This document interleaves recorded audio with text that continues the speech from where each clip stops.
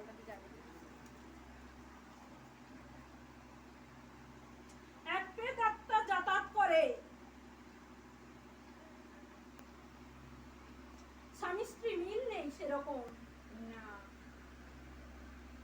দুজনে সবসময় অশান্তি ভুগে।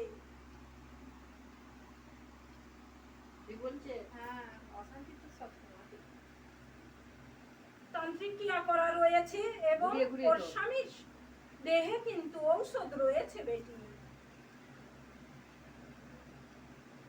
না আর কাছে না। ওর স্বামী ওষুধ করা আছে।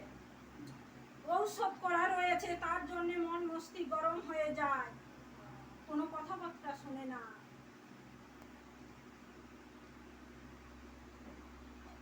আর কারো? আর কারো বড় মেয়ে তো শুভর কাছে যেতে গেছি।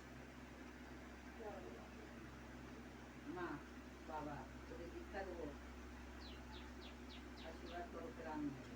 দেখ বেটি, ৩৩ কোটি দেব দেবী তোকে আশীর্বাদ করেছে, সে শক্তি তোকে প্রদান করেছে।